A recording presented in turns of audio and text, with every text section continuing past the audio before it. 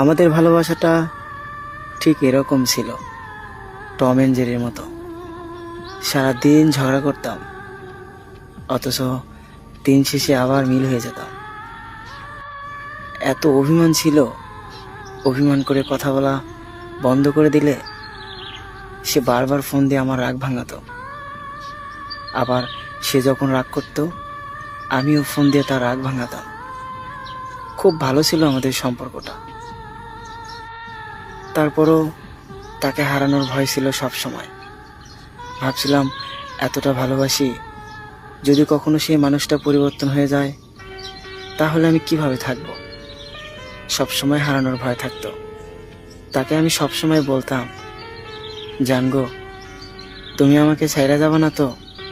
সে আমাকে বলতো, ছেড়ে যাওয়ার জন্য তো তোমায় ভালোবাসিনি, আমি তোমায় অনেক ভালোবাসি। একদিন কথা না বললেই সে অভিমান করে বসে থাকতো। আমিও তার অভিমান ভাঙাতাম। 1 ঘন্টা ধরে কথা বলার পরেও তার অভিমান ভাঙতো না।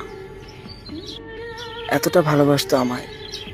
সে সবসময় আমাকে বলতো আমি নাকি তার দুনিয়া, আমি নাকি তার সব কিছু।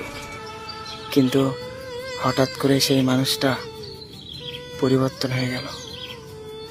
এখন আমার সাথে আর কথা বলতে চায় না। আমি ফোন দিলে ব্যস্ত দেখায়।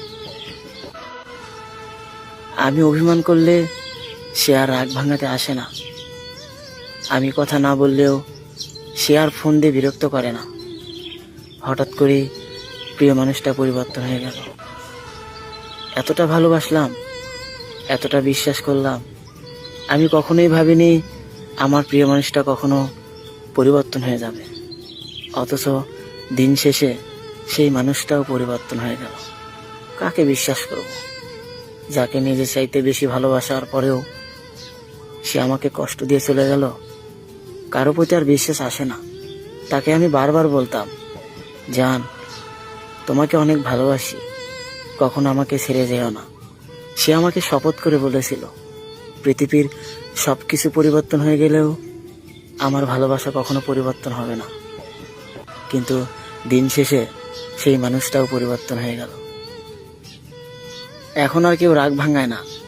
এখন অনলাইনে থাকলেও কেউ আর ফোন দেয় না।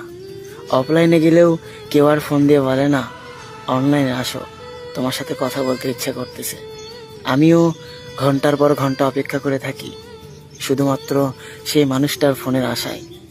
কিন্তু আমার অপেক্ষায় থেকে যায়।